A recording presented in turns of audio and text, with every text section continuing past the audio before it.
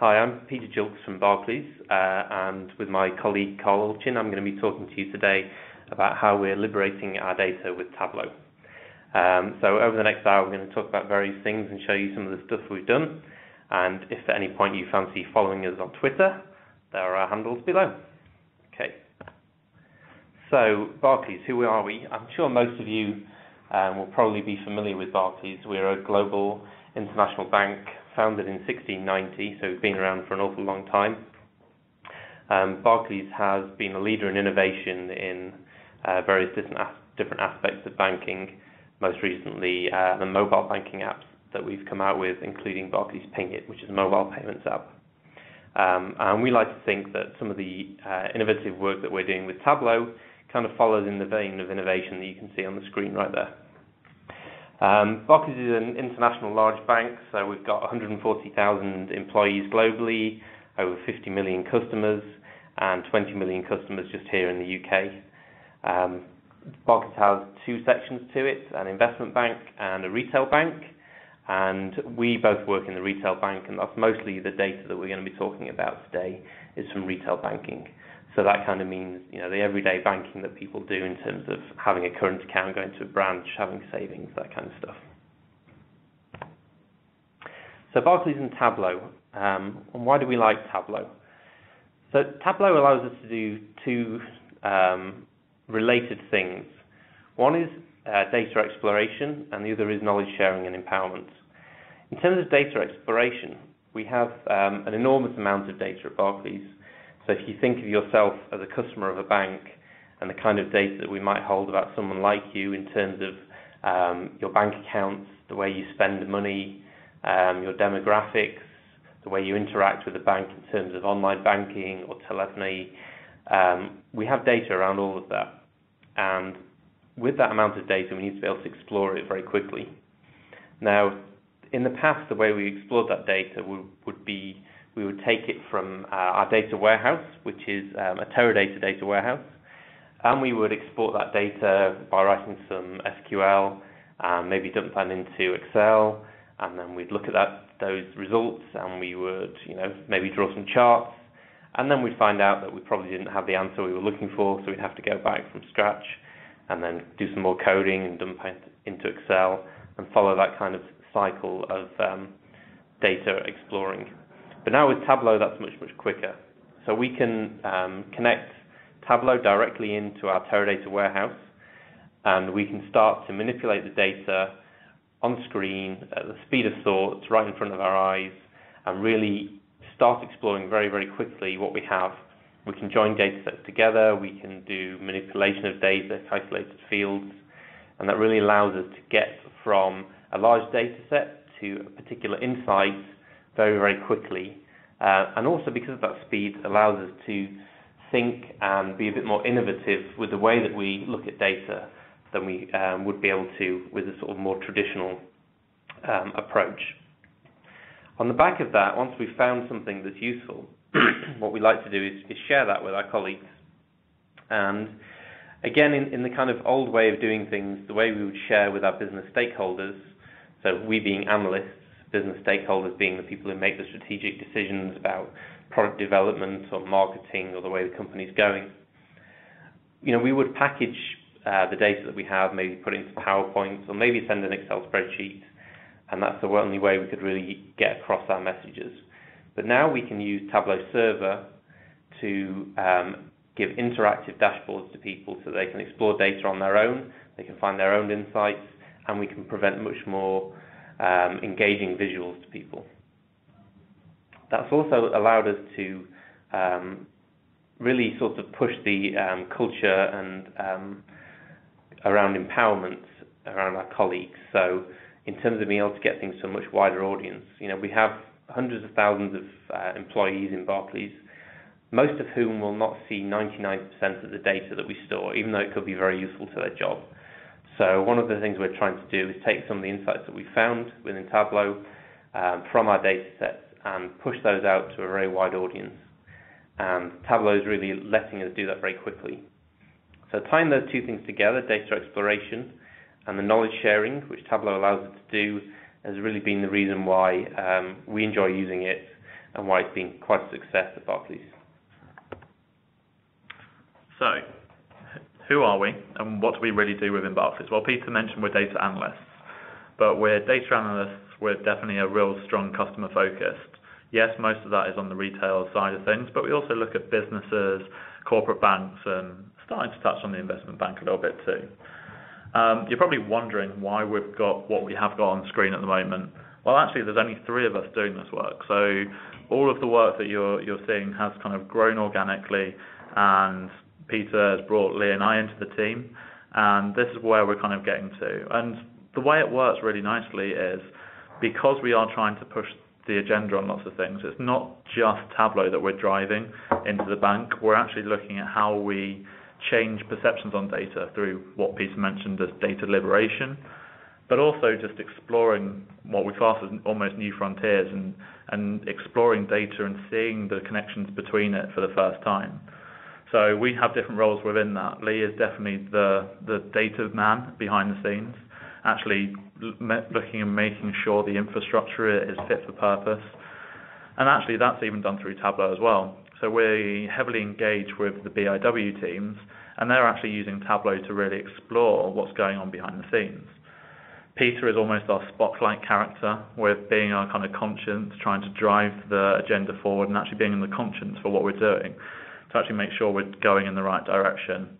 And I've kind of cast myself somehow as James Tiberius Kirk, of actually just moving the agenda forward as far as possible, as quick as possible, which isn't always sensible, but it's the way that we're approaching it. And actually what's really important in data analysis and what we're finding is you kind of need to have a little bit of all of these 3 characters around you. So somebody understanding that the fundamentals are there, somebody actually being an objective judge around what you're creating, so you're not just making something that looks cool, but it also actually means what you expect it to mean, and you've created something that does change the subject and move knowledge forward. But also you've got somebody sitting on your shoulder actually just trying to push things as fast as possible and being a little bit belligerent with the kind of people around them and the teams on the outside, or, well, that's my excuse anyway. So that's what we're trying to do and actually push our mission forward, but how have we actually used Tableau to actually really deliver each of those elements? So just briefly go on now then, following that, to talk about how Tableau has evolved within Barclays and how it fits into our agenda that Carl just mentioned. And I think it's a really important point to get across to a lot of people who will be watching this and thinking about maybe how do I get Tableau to be more embedded in my organisation. So I actually started first using Tableau 3 or 4 years ago now, with just 2 copies of Tableau Desktop 5.2, and that was actually even Tableau Desktop personal version, so very, very sort of basic beginnings. And early on it was just really about myself and another colleague exploring some of the data we had, but we didn't really quite grasp, I don't think, the full potential of Tableau. It's more just a way of improving our visuals and just playing around with the data a little bit more. As time grew on, we kind of realized the potential of using Tableau against our data warehouse directly. And at that point, that was the thing that really kind of sparked the idea of, well, actually this could be a massive, massive help to us in terms of efficiency and in terms of presentation. So Tableau kind of grew from about 2 users up to about 10 users from really sort of myself introducing it to another team. But after that, Tableau grew very organically amongst the analytical community in Barclays.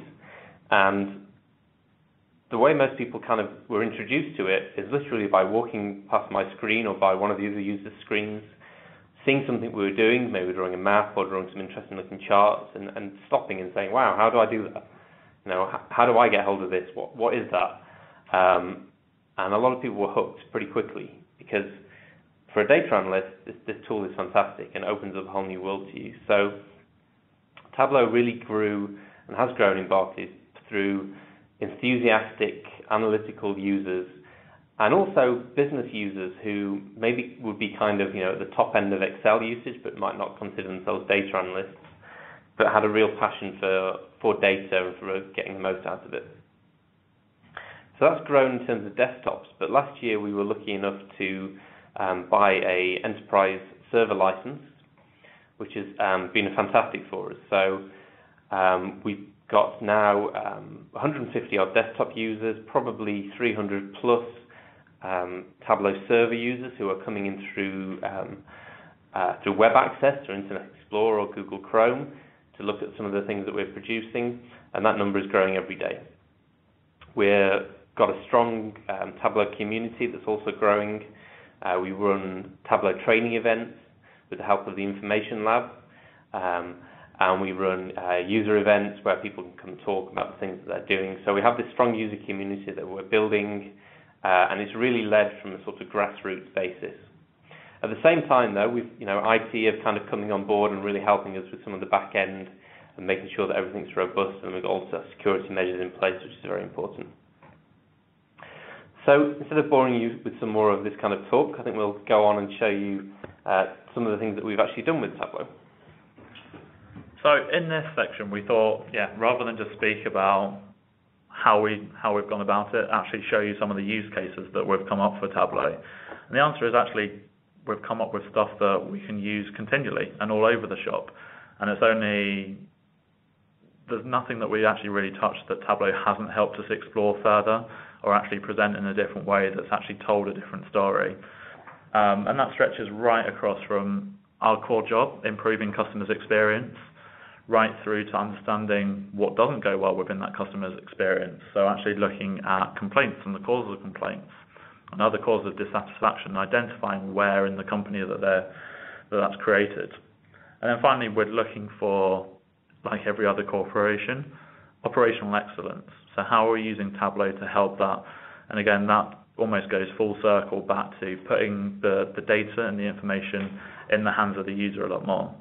So without further ado, let's go into our Tableau server and see what we've got to talk through.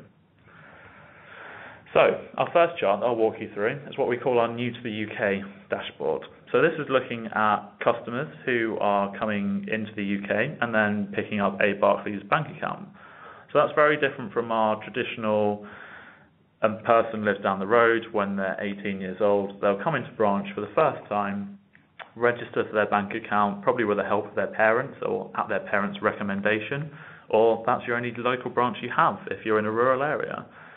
We're now seeing this kind of changing dynamic, seeing lots more immigration and migration in general within the UK. So what we wanted to explore was actually look at the number of customers who are coming into our branches, which branches they're coming into, and actually all in all just really get a better understanding of who our customers really are who are using the branches today, because I think everybody within the bank had a very set perception that it was a UK national who would come in and either have a business transaction or a personal transaction, and this dashboard shows it's really not that case at all.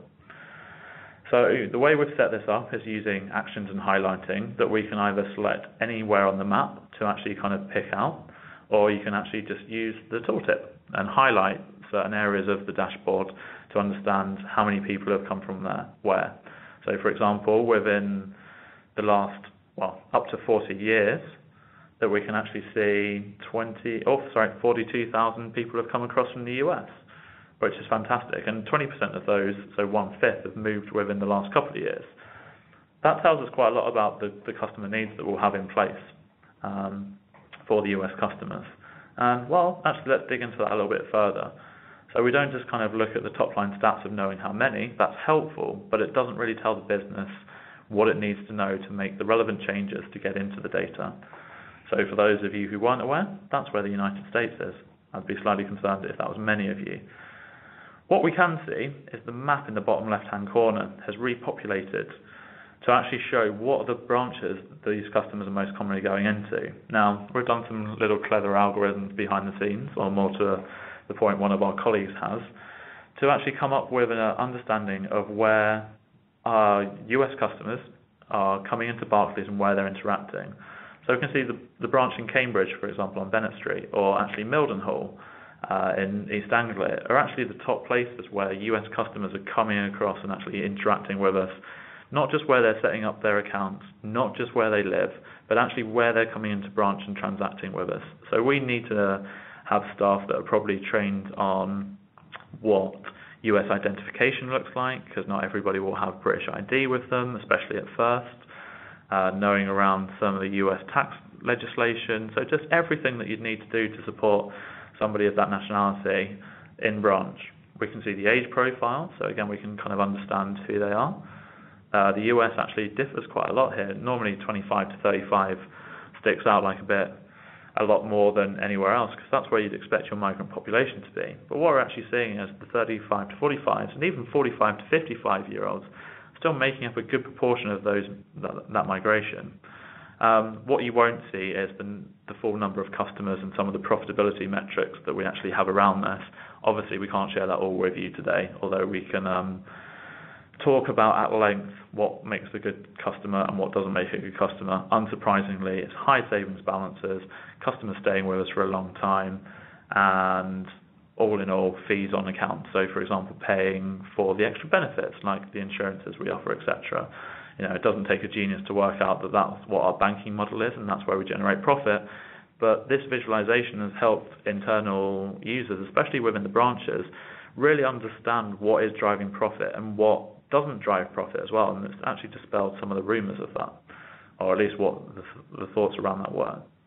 So by putting data that was commonly held in the bank and has been for years, we've had nationality data and understanding for absolutely ages, but nobody's ever pieced it together in a way that, one, draws people in, secondly, is able to drill through in completely different directions. So not only do we drill through by nationality, we can actually just select which branch we want to go in and look at as well. So we could go and say, for example, Aberdeen in Scotland. Let's go and look at the nationalities that most commonly go into the Aberdeen branch. And this is looking at a lot of data, and I've got slow Wi-Fi, so apologies for that. But it's actually Nigerian customers. I personally wouldn't have expected that. And Polish customers and Indian customers make up the majority of the foreign nationals who go into the Aberdeen branch. So again, from a branch perspective, or also from a head office perspective developing propositions, we actually can start to really dig into this information, or more to the point, the business experts can, and that information is not just trapped with somebody who has to write the SQL code to extract that information out. What other subjects do we look at? Well, we look at social media data. This one's a little bit more populated, so you can actually see what's going on and actually understand how much our social media presence is really driven by sponsorship. So for anybody who wants to know, Peter and I are massive basketball fans. So we love to see the fact that the Brooklyn Nets Arena, aka the Barclays Center, is at the top trender from this data from January 2013. And it actually helps us understand that our social presence or social media presence isn't just about banking. And actually our sponsorships really kind of do leverage value and get the Barclays name out there and into communities we don't really know and see the whole time. The Barclays Premier League, for example, has been really massively beneficial in getting the Barclays name further known across the world. We've traditionally had exposure in Africa, but not so much in the Americas and not so much in Asia, where most people are now synonymous with the Barclays Premier League, even if ESPN does continue to call it the English Premier League, but we'll deal with that over time. There's Facebook-driven aspects as well, but we can also dig into the subjects that are kind of more relevant to us. So we can actually see there's pieces around the leadership and, well, actually just lots and lots about our sponsorship. We can understand the levels of sentiment that are driven from that. We can see the amplification. So, for example, when something's retweeted, how is that driven on from there? And seeing how many followers our messages are touching first and foremost, but then how much that's passed on. And also the behavior of the tweets and of the Facebook mentions, etc. So we see the spikes in activity, not just when news is released, but when news is retweeted by kind of key users. And actually that's going to help us understand and drive our social media strategy going forward. We're still relatively new and albeit somewhat naive in this space, but that's got to be kicked forward. But again, with the help of the information lab, we can actually understand and break down some of this big unstructured data and really drive through what it means for Barclays and get that understanding back into the bank and change the propositions, products, and just the way that we actually transact and relate to our customers. Because these are our customers' words. We always fight to get those, whether they're through telephony and capturing them there, or albeit through written letters and interactions face-to-face in branch. Actually, social media has proven to be a great source of understanding of what our customers are thinking and talking about. But it's not just the good messages, and at that point I'll hand you back to Peter to talk about complaints. Thank you. Okay, so one of the major areas that we've used Tableau for in the last sort of 6 months to a year is understanding complaints, and the complaints that our customers make to Barclays. If we're going to improve as a business, we really need to understand what makes people tick and what ticks people off. And fortunately, we record most of that data so we can actually start to look into it. So I'm going to show for you 3 different ways of looking at complaints data, which is actually being used in kind of real-life scenarios at the moment within Barclays to help understand the root causes of complaints and drive those down over time. So the first one I'm going to show you is on screen now, and that's called the complaints heat check. Now what this is doing is it's taking data and it's comparing it month on month. So we actually produce a scheduled data feed which goes overnight, so we can look at up to month to date. But the version I'm going to show you right now is just to the end of March. To the end of April, so you can see what the differences are there. So if we look at the data on the screen, we can see here each of our complaints, and the way the complaints data works is that it's in a hierarchy. So each tier 2 topic is made up of multiple subjects and made up of multiple reasons. And we can use the filtering in Tableau to join those things together. So if I look at my charts here, what I've got are the different complaint types, and then this orange line is showing the complaints over time, and we've used a dual axis chart to also produce month-on-month changes, which are these red and green bar charts here. So if I have a look for something that's on the up, which is, for instance here, mortgages, I can click on mortgages, and with any look, it will filter through and show me what is driving that increase in complaints with mortgages. So this is filtered. Or has it filtered? No, it hasn't. Just going to refresh it.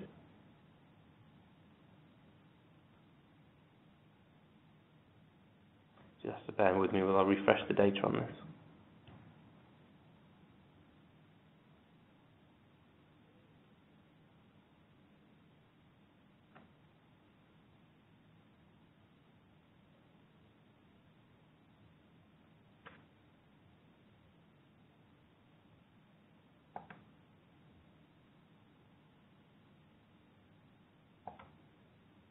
Okay, this one appears to have broken, which is great. So I'm going to just describe what it should be doing, which is it should be filtering through these different elements that you can see what's picking up what and what's driving the different complaints. So let's skip on to the next one.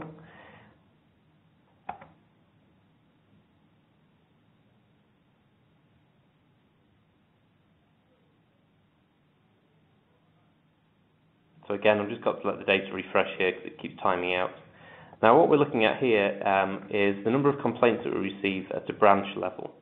So we've been able to cross data between the complaints data and our branch data, and we can start to understand who's complaining about what and where.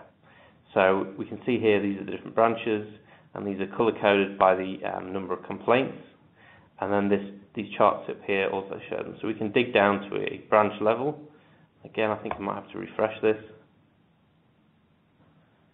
For the eagle-eyed among you, you might actually notice that Peter's, instead of just used the normal circles, that it's actually used little Barclays eagles, and our brand team absolutely love this. The fact that we could have different sized eagles representing the level of complaint, not necessarily the message they wanted, but did reinforce the brand to internal users and made it a little bit more fun and different to what we'd normally see. Yeah. So if I, let's for instance zoom in on London, since that's where the conference is taking place, we'll have a look at some of our branches in the London region. Okay, so these are all the branches in London, and you can see the red ones spark out that have more complaints, and green ones have less. These little Barclays eagles are the branches, and they're sized by the number of customers.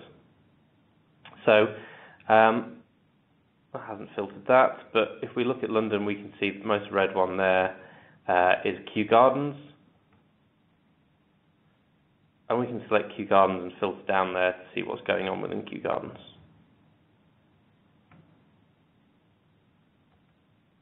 Then the last version of the complaints data that I'm going to show you is this Pareto charts for complaints. Pareto charts are something that you can learn about how to do on the Tableau website, and we found it very useful for this scenario with complaints data. So what we have here, and I'm just going to press refresh again whilst he's waiting. The data we've got here are all the complaints that you saw earlier, and what we're doing is sorting them from the most common topics to the least common, and then using a running total along here to create a Pareto chart. So you can see at this line, 80% of the complaints are within these topics to the left. But because it's Tableau, we can make this interactive. So if I take the topic of complaint which is highest for me, which is debit cards, I can drill down.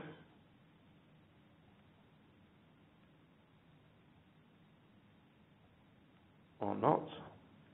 Let me just refresh this completely. So maybe you're refreshing the browser. Yeah. Sorry, I'm just going to have to reset this dashboard. Let's try again.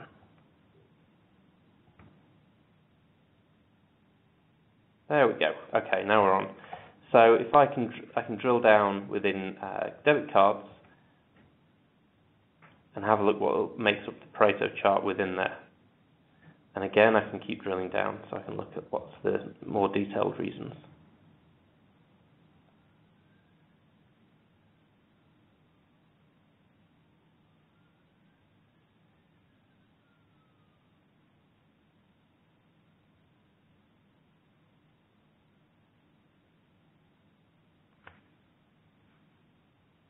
We're witnessing now the problems of doing a live demo, but you have to bear with us while this happens. I'm just going to refresh this one while it's happening.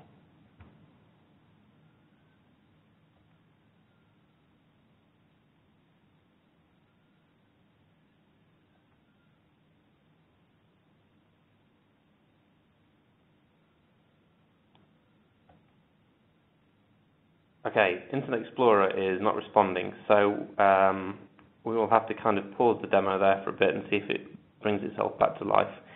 But the key point really we want to get across is that we've been able to use Tableau to look into those complaints data sets and really explore them in many different ways, look at the data from different angles, and most importantly be able to get it out to our colleagues so that they can explore the data as well. And that's now being used on a daily basis with people looking at different things. Shall we open a new, let's open another window. Let's try Google because it's usually a bit better.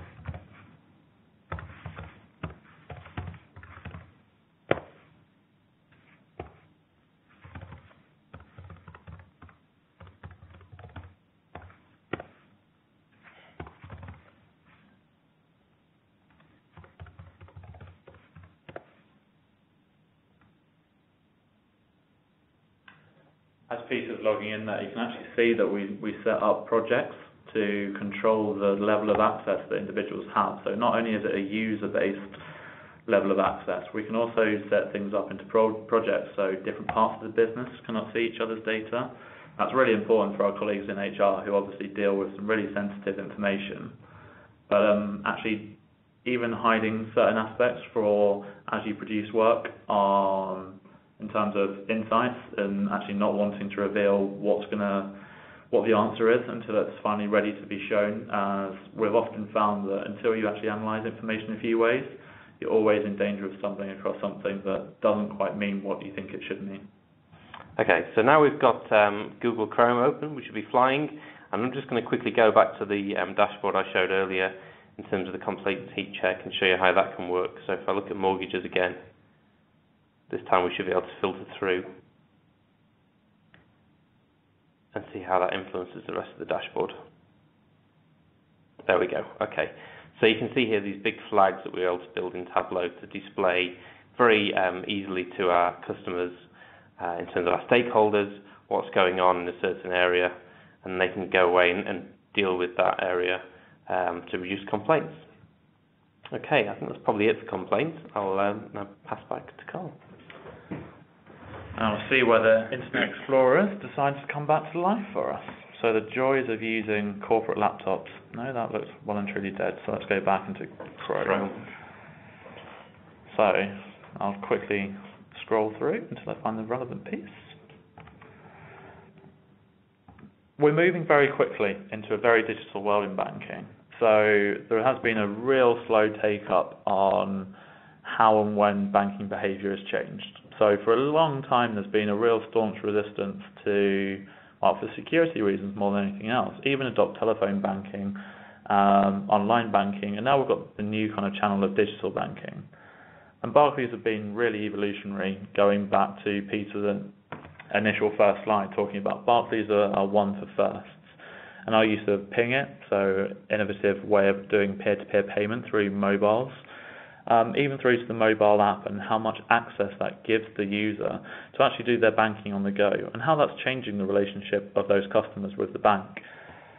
So rather scarily, we can actually see the volumes really increasing over time for both first-party transfers, so me moving money to myself, third-party payments, me paying an individual, or me paying off my Barclays card, is really growing over time. So not just the number of transactions, but also the value of those transactions. They're all moving, and very quickly. What we're seeing is people are not just interacting with their bank as they used to, maybe once or twice a week at most, by actually going into branch or phoning up and changing certain debits or credits on their banking, but actually starting to interact a lot more frequently, almost to the point of we have some users who are using and logging into mobile banking 2, 3, 4 times a day. Now that's changing the relationship that we have with the customer and gives us huge opportunity. But it's also kind of putting us under a significant amount of pressure to actually produce the information the individual wants to see in the right way, and also make sure that it's a secure environment for them without impinging on them too much, and actually keeping that kind of strong, secure and robust transactions that we have to do, or face penalty from the regulators, of course. And we're actually seeing that the behaviours differs. So our normal customer base would sometimes peak around mid-30s through to mid-40s, but we're seeing our digital bankers are actually a lot more in the younger age groups. Now, the early thoughts around this were it was purely going to be based on early adopters. Early adopters of technology are normally younger. That will surprise none of you. But actually what we're seeing with digital banking is they've actually stayed younger. So these guys have come online. Traditionally we'd see such a young age group not having much of a relationship with a bank. But digital banking through mobile phones and apps are really driving and changing the way that we relate to those individuals. And actually it's giving us a lot more chance to help people with their financial health right from the word go, rather than necessarily waiting to somebody in their later 20s and 30s when you're starting to look for a home for the first time, when some of life's events are kind of hitting you for the first time and you're all of a sudden kind of experiencing things where your finances are a lot more stretched rather than kind of your more affluent younger years, that you're actually having to kind of focus on banking for the first time. So actually it's allowing us to help the customers right from the word go and build that relationship a lot sooner. But at the end of the day, we're still talking about our younger customers who are less affluent as well. So we've got to kind of offset that long-term advice to make sure that our customers are profitable for us, and also that we provide a good, profitable service for them. So again, using Tableau in a very different way to produce different visualizations, to tell the story of what's going on behind the scenes, of not just the new propositions that we're coming out to market with, but inform our leaders on a day-to-day basis through the complaints work, allowing them to dig through and find where in their 140,000 person organisation the issues are happening so they can go and fix them before it's impacting the customer too much, and also going all the way back and looking at how we can improve the customer experience for the better, and actually looking at preventing customer dissatisfaction before we even begin. That's some of the ways that we demonstrate and visualise the information, but one of our tricks that we found is to not actually just answer questions, but actually proactively try and allow the user to explore the data more. So data liberation and getting the users involved a lot more in the actual exploration. They're the experts. As much as Peter, Lee and I know about Barclays, we actually don't know everything, no surprise there. There's 140,000 people, other people who know the business or aspects of the business a lot better than we do. So it's trying to help them get hold of the data, which traditionally is through SQL. The extract that I'll take you through, we have loaded into the server for speed's sake more than anything else, but we're looking at 14.5 million rows here, so a good sized piece of data. And traditionally we'd produce a visualization that would look at, for example, transactional methods. So let's look at the number of, we're just looking at the average number of debits that are done through Barclays mobile banking, or BNB as it's also known. Let's compare that to the number of ATM debits that a user would do on average. So this is looking at a single row for every single one of our customers, and we're just averaging that off, and the response times are fantastic for 14.5 million rows of data. So let's make Tableau think about this a bit more. Well, age is actually a dimension I want to look at rather than measure, so let's drop that into color. Actually, let's make that color make a little bit more sense. So let's fade it over time. So this is where Peter's favorite cyclic color palette comes into real use. And we can actually look at that over time. Let's make it a little bit clearer by filling in those plots, and let's size the plot by the number of customers we have in that space. So what is this going to tell me? Well, let's just make it look a little bit more like a worm, and we talk about our customer worm quite a lot. It plots over time, so from our 16-year-olds all the way through your life ranges up to 20-year-olds, where you're actually doing most of your ATM debits, through to when you're doing most of your Barclays mobile banking debits at 25, like we saw on our previous visualization. And then how the number of both ATM debits drops and the number of Barclays mobile banking debits drops as well. But that tells me about one relationship, and I think we are all aware that correlation doesn't necessarily equal causation. So how can we kind of dig into the data a lot more to actually really understand what's going on? Well, that's where we've got to hand the data over to the user, and unless we're going to mind read, which is fundamentally impossible for us, that we need to kind of allow the user to kind of really get to grips with the data. So this is where we make use of Tableau and its parameters a lot more. So let's create a parameter. So for example, let's start off by creating something that would populate our x-axis. So where we had BNB transactions before, let's create something that will do a lot of that. So I'm creating a calculated field, not parameter. Create the parameter, and let's make something that will suit the x-axis. Let's call it x-axis metrics. Okay, what I'm going to use is I'm going to use the string functionality on this and actually just create a list of metrics to analyze. Now I'm just going to pick 5 at random just for speed's sake. We do this with whole lists of metrics, and we structure them in a way that the user can go about and find them. One trick with parameters that I've already found is in the value, whatever you show in the value has to be perfectly identical for what you later capture in the calculated field that I'll show you in a few moments' time. So we found a little sneaky piece of actually just creating a really quick parameter by using the numbers 1 through to 5. Now, what Tableau does is actually allows you to put something into more customer-friendly terms. So let's talk about the number of mobile banking debits. Let's talk about the average number of ATM debits. So this would, if we just had these two pieces alone, it would mimic that first chart I've just created. But let's add a few more in. So let's look at the average number of debit transactions made in shops, for example. Let's look at the more traditional piece that still plagues banking to the day, the idea of a check, which I was recently in Lithuania demoing some of the things that we do to our tech center, and they don't actually have checks, the lucky people. So we spend our lives battling with checks. That some people love them, other people hate them. So trying to get the right customer journey around that is always fun. Let's go for the complete opposite end of the spectrum. Let's look at contactless debits. So that is my parameter created. As simple as that. It needs to read from something. We'll produce that in a second. But that's our basic piece. So if we just show that quickly, you can see that's now created in the nice customer-friendly terms what I'm actually going to measure. You could just make a parameter on one axis, but we love our scalar plots, so let's make them on two. So let's duplicate that. And we'll see that the copy is being created down here. Let's go in and edit that, and let's just change that name. Let's call it the y-axis. Don't think that will surprise anybody. And that's all we have to do. We now have 2 fantastic parameters that we can now go and use. So again, show parameter control, and let's make them different things. Fantastic. Now we need to actually point those parameters to something, and that's where we come in with the calculate field. Again, another fantastic use of Tableau that basically puts the user completely in control. So you're not having to go back to your data source, which can be sometimes laborious. Sometimes in the corporate world you won't even have access to that. So this is really putting the power back into the user's hands. So let's call this our x-axis metrics values. And let's just create a really simplistic if statement. So if our x-axis metrics is equal to our shortcut 1, then let's look at the average of our B&B debits. Then all my syntax is going to be is actually kind of repeating the same again.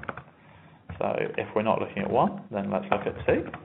And if we remember correctly, then what we're looking at there is our number of ATM debits. And then if you want to cheat, the modern day world of cut and paste is an absolute blessing in this space, or you can create a spreadsheet and copy it back across. Just create a few copies of that, so we've got our 5 different pieces to go at. There's our cheats in, and all we have to do now is just replace the metrics that we were analysing with the ones we want to do. So point of sale, i.e. debits in shops. We'll look at our check debits, and finally let's look at our contactless debits as well. So that's in there. And like any good if statement, we just need to have ends there, and Bob's your uncle, we have a statement that Tableau loves and is happy with. Fantastic. So let's OK that. And then our final aspect is taking that x-axis metric value, duplicating it to create one for y. And in this one, just remember not just to change your title. Let's just go and do that. Let's actually change what parameter it's looking at. If we just looked at x, we'd make the mistake of whenever we change the x-axis, it would change both the values, and that would be a bit pointless because you'd just see a linear relationship the whole time. So fantastic, that's done. Let's make our viz. So previously, I dragged in the average of B&B debits and the average ATM debits. In this instance, what we're going to take is our aggregate measure. So first of all, our x-axis.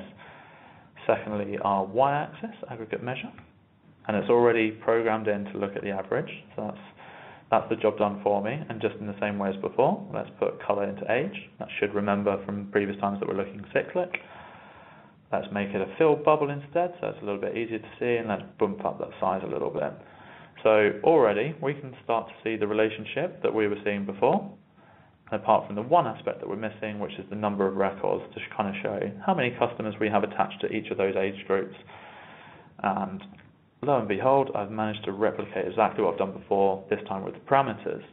So what we can do now is actually allow the user, if we publish this through the server, or we pass around the work in other ways, that they can actually get in and under the skin and actually play with the data so they can see the relationships for themselves.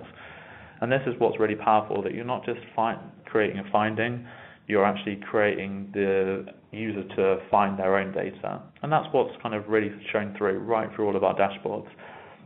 It's allowing the user to explore. There's a few things we can do to polish this off, and rather than call X and Y axis, because not everybody's kind of au fait with that terminology anymore. Education's not quite what it used to be, and that's coming from me. Then we can look at the X and Y axis, pop the parameters in, just to make it that little bit easier, hide some of the column names, and what we can do is actually just take away some of the excess labeling that Tableau normally really helpfully puts in, but because I'm trying to be a little bit clever with this, it just creates a little bit too much in the actual titles. And there we go. As we change our metrics, we see the complete graph repopulate, we see your labeling change, and actually creates a really, really strong view of how the relationships between our transactions change over time. And from this, it's helped us develop propositions around how people want to interact. It's allowed us to understand, as people go through different age groups, are the transactional behavior going to change to mimic what we've had before? Or are the new transactional channels that we're putting into market really changing what we need to have in place? Normally we'd throw you over for questions now, but as you can, if you remember from the start of our talk, Our Twitter handles are there. We're happy to answer questions around the information for what you've seen today. Apologies for the slow Wi-Fi and the pause out on the browser, but there we go. That's how we use Tableau at Barclays.